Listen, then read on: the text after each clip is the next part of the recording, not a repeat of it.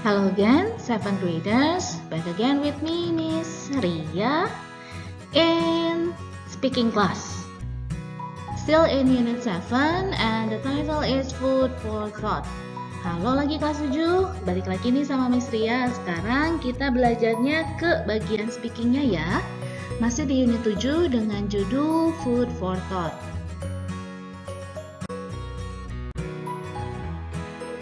The indicator for the speaking part, there are two also. Untuk speaking partnya, indikatornya masih ada dua ya. The first one is the topic, while the second one is the skill that you have to master in speaking. Yang pertama topiknya. Topiknya tentang apa? Tentang preparing food. While the skill, keterampilannya is dealing with unknown word.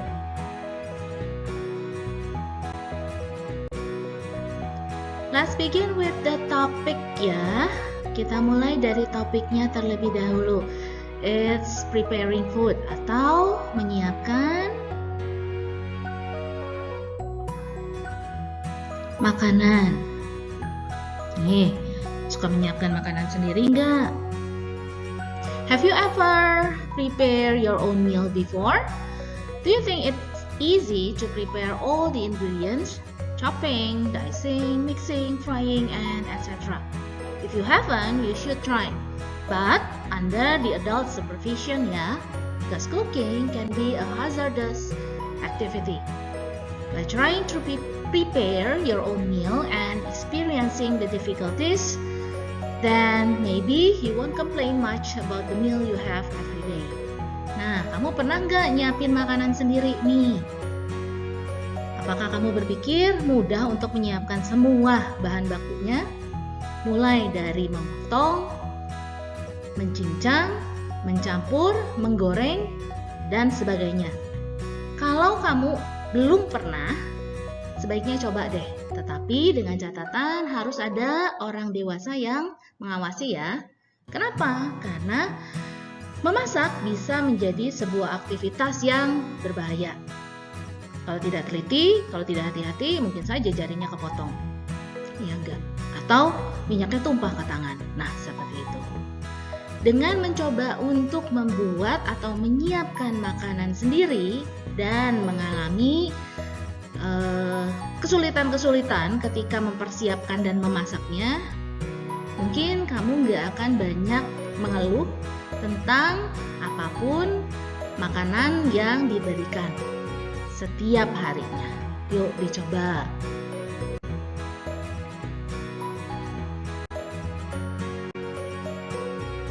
That's the topic. Tadi topik speakingnya ya. Next one is the skill part. Yang berikutnya adalah skillnya atau keterampilannya.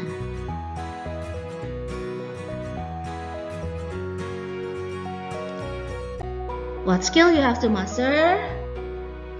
It is dealing with unknown words. Let me explain about unknown words-nya dulu ya. When you are trying to explain about something, sometimes you lost words on what you're gonna say.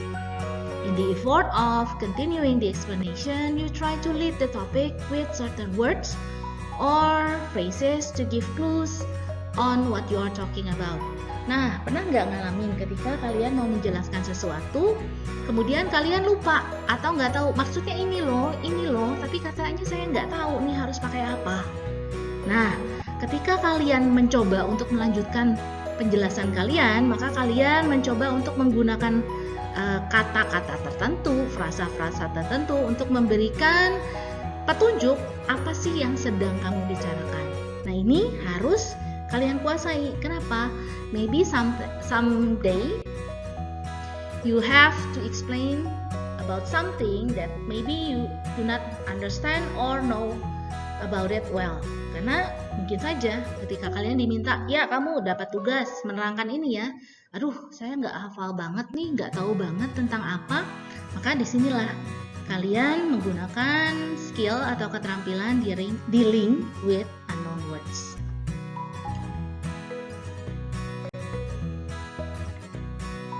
Let's check the power up first. Kita cek power up-nya terlebih dahulu ya. The question is only one the questionnya. What do you think is the best way to learn cook something new? Menurut kamu untuk belajar memasak itu yang paling bagus, paling tepat caranya itu seperti apa? Is it one? Reading a recipe book. Jadi baca buku resep, kan panduannya ada dari mulai bahan sampai ke alatnya, sampai cara pembuatannya. Or maybe some of you will say watching a famous chef on TV. Nonton aja koki terkenal atau chef terkenal, kan dia juga pasti kasih langkah-langkahnya seperti itu. Or maybe cooking with someone you know, masak bareng sama yang kamu kenal, sama mamah misalnya. Atau if you have maid at home, kalau kamu punya ART di rumah, asisten rumah tangga, mungkin bareng sama mbaknya. Or maybe watching a live presentation, lihat kursus, lihat secara langsung orangnya gimana sih buatnya. Oh, cara motong ayam yang benar tuh seperti ini ternyata. Oh, ternyata kalau misalnya mau motong bawang gak pakai nangis misalnya, oh ada triknya. Nah, seperti itu. Or making the food in a class. You take a course, kamu ikutan kursus misalnya. Mami mau ikutan kursus masak supaya saya bisa masak, bantu mami misalnya. Bisa.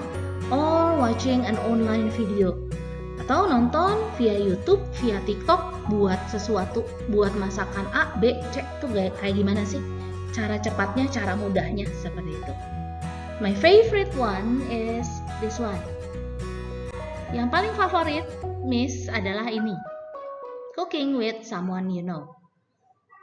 Before my mom moved to Bekasi, I usually cook with my mom. Biasanya Miss sebelum mamanya Miss pindah ke Bekasi itu, Miss masak bareng dengan beliau. Although the measurement of the ingredient is kind of vague,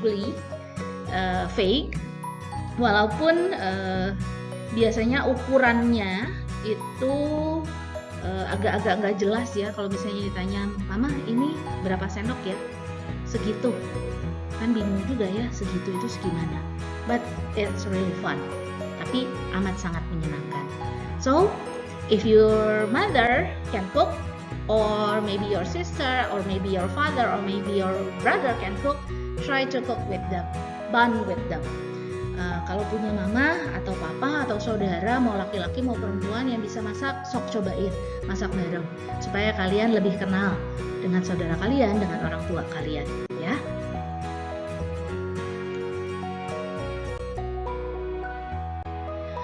Okay, back to the skill dealing with unknown words. You can use some phrases to give the explanation. Ketika kalian sekali lagi balik lagi tadi ya, dealing with unknown words, ketika menjelaskan, tiba-tiba saya hilang kata-kata nih, ngarahinnya seperti apa ya? The useful language in your textbook, di textbook kalian, di buku cetak kalian, itu diberikan frasa-frasa yang umum digunakan ketika kita mau mengarahkan, ini loh maksud saya, seperti itu. Contohnya seperti apa? There are several, and I'm going to present it to you with examples and accompanying picture for you to get a better understanding. Misalkan berikan contoh-contohnya apa saja, berikut dengan kalimatnya dan gambar penyertanya supaya kalian lebih punya gambaran yang jelas tentang ini tuh yang dimaksud sama Miss Ria. The first one is you can use it looks like a or an. Sorry. Kelihatan seperti sebuah titik-titik. Remember when you have to use a or an in semester 1, I've already explained it to you. Di semester 1 Miss pernah bahas tuh tentang atau an-nya, cek lagi videonya ya. Contoh kalimatnya seperti apa Miss? Seperti ini. It looks like a tweezers. I think it is used to pick noodles or pasta. Bentuknya, nampaknya itu seperti pencapit. Tweezers itu adalah pencapit ya. Pencapit. Saya pikir menurut saya itu digunakan untuk mengambil mie atau pasak. Gambarnya seperti apa nih? Gambarnya seperti ini. It is called tongs in English. Penjepit seperti ini untuk makanan istilahnya adalah tongs ya. Kenapa harus pakai S? Karena mau menjepit gak mungkin cuma sebelah saja, harus ada dua. Oke, gitu. Next one, second one, phrasesnya bisa menggunakan apa sih? You can say it's a type of. Type itu adalah jenis. Sejenis titik. In sentence, you can say, I think it's a type of electric oven to reheat food.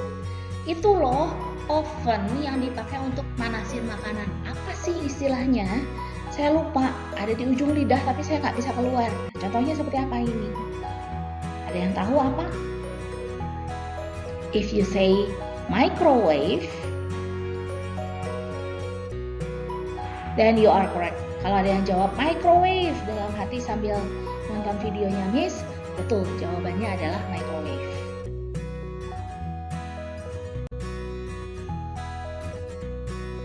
Last but not least, yang terakhir, phrases commonly used in dealing with unknown words-nya apa Miss? Ada ini. It's something you use for bla bla bla, ended with ing. Sesuatu atau sebuah benda yang kamu gunakan untuk titik-titik. Tapi hati-hati, katanya harus berakhiran ing ya kalau misalnya mau menggunakan ini. Kenapa harus menggunakan ing? Karena dalam bahasa Inggris ada aturan main. Kalau setelah for, kalau diikuti dengan kata kerjanya harus ditambahkan ing. Nanti di kelas 8 kalian akan belajar lebih lanjut istilahnya apa sih? Polanya gimana sih? Itu akan dipelajari di kelas 8 ya. Jadi sabar. Jadi harus naik semua ya supaya bisa belajar si ing ini teh apa sih? What is this example in sentence? Contoh dalam bentuk kalimatnya apa, Miss? Ini loh. It is something you use for boiling water. Sesuatu yang kamu pakai untuk mendidihkan air. Boiling itu mendidihkan. Nah, gambarnya ada nih. Gambarnya seperti ini. Do you know what it is? Ada yang tahu ini apa? Kalau yang jawabnya kettle, betul. Or pot, juga betul. Seperti itu. Ini dalam bahasa Indonesianya apa? Ini adalah teko. Seperti itu. Ya, those are the usual language, the commonly used phrases for dealing with unknown words. Tiga tadi adalah frasa-frasa yang umum digunakan ketika kita mau membicarakan atau menjelaskan sesuatu tapi kita lupa bendanya namanya apa sih, maka kita berikan petunjuk yang bisa membuat orang itu terbayang. Oh, maksudnya inilah. Oh, ini loh sebenarnya namanya. Nah, itu ya. Practice it to make it perfect. Jangan lupa untuk dipraktekkan supaya kalian lebih paham. Karena cara paling cepat untuk paham adalah dengan apa? Dengan praktik. Walaupun ya tidak semua bisa dipraktikkan sih. Kadang hanya teorinya saja, belum tentu bisa dipraktikkan. But if you can practice it, why not? Kalau bisa dipraktekkan, kenapa enggak? Seperti itu, ya.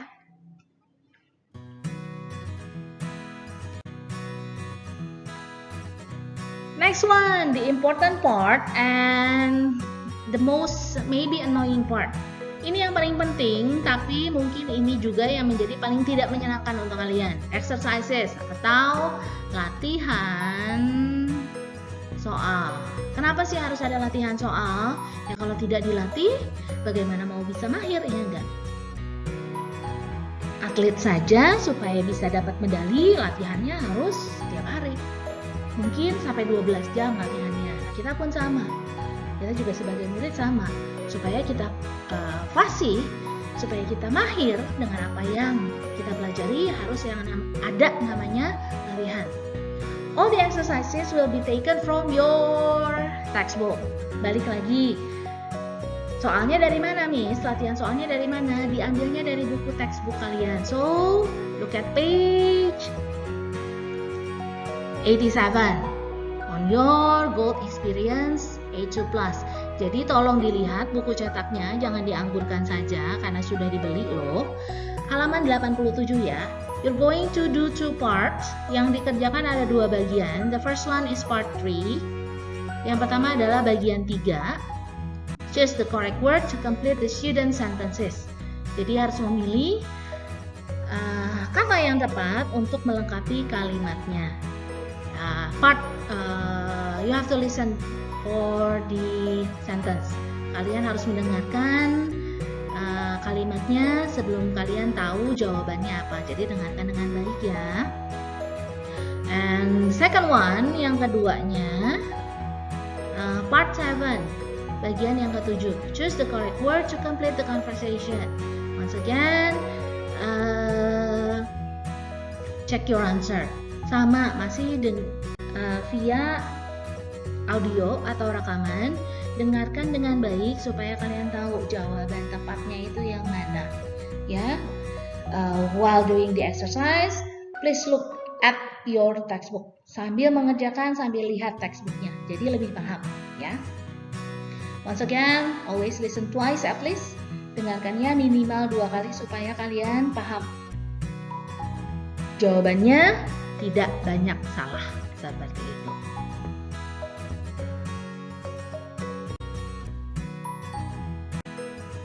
And that's all the materials. Untuk speakingnya, materinya itu saja ya. Once again, the topic is about food and eating, makan dan makanan. For the listening skill, speaking skill, untuk skillnya apa? Itu adalah dealing with unknown words. Bagaimana kalau kita ketemu kata-kata yang ketika kita mau jelaskan lupa. Jadi pengarahannya seperti apa sih supaya orang tahu, oh maksudnya ini itu loh. Oh, seperti itu, ya.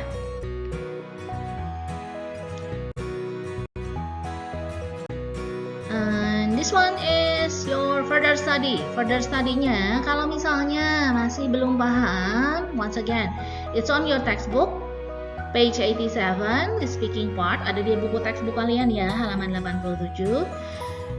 If it doesn't help, kalau misalnya, kurang paham juga nih Miss, you can ask me questions. Silahkan bertanya sama Miss, gratis, tidak perlu bayar. Through your PJJ group, mau pakai grup PJJ silahkan, mau PC Miss, private chat, japri sama Miss nggak jadi masalah. All the materials will be uploaded on sekolah. Semua materinya Miss upload di sekolah ya, jadi tolong sekolahnya sering-sering dicek. Tidak perlu nunggu, kan masih minggu depan pelajarannya Miss lihat. Siapa tahu Missnya sudah upload dari jauh-jauh hari, ya enggak. Ketika pembelajaran kalian sudah tahu, sedangkan yang lain baru dengerin video, kamu sudah bisa mempersiapkan, memperkirakan, Miss Ria nanti mau nanya apa ya? Saya akan jawabnya seperti ini kalau Miss Ria mau pertanyaannya seperti ini. Nah, seperti itu ya. And last one, if the video on sekolah is not functioning well, cannot be played, cannot be seen, tidak bisa dimainkan, tidak bisa dilihat, you can go to my YouTube channel. Kalian boleh lihat di channel YouTube-nya Miss. I'm not promoting, Missnya bukan promosi, but all materials will be uploaded on my channel. Bukannya promosi ya, tapi semuanya ada di YouTube-nya Miss, supaya kalau misalnya jaga-jaga di sekolah tidak bisa diputar, maka di YouTube kalian tetap bisa lihat materinya.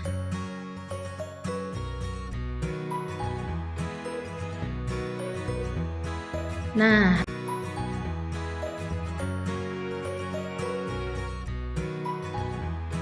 will end the lesson for unit 7 in saying this quote. Success is walking from failure to failure with no loss of enthusiasm. Sukses itu adalah menjalani kegagalan demi kegagalan tanpa kehilangan antusiasme. Maksudnya apa? Jika kalian gagal, jika kalian mengerjakan quiz listeningnya belum nyampe yang namanya KKN belum sampai 71, kalian tetap berusaha. Miss, saya mau remedial. Ketika diberikan remedial, kalian betul-betul melakukannya dengan baik. Seperti itu. Kegagalan bukan sebuah akhir. Kegagalan adalah jalan. Kegagalan adalah peluang untuk kalian melakukan hal yang lebih baik lagi. Ya, so terus semangat, karena sekali lagi yang menentukan nilainya adalah kalian. Ya, thank you for your attention and stay safe, stay healthy, stay home, and God bless you all. See you in the next lesson ya.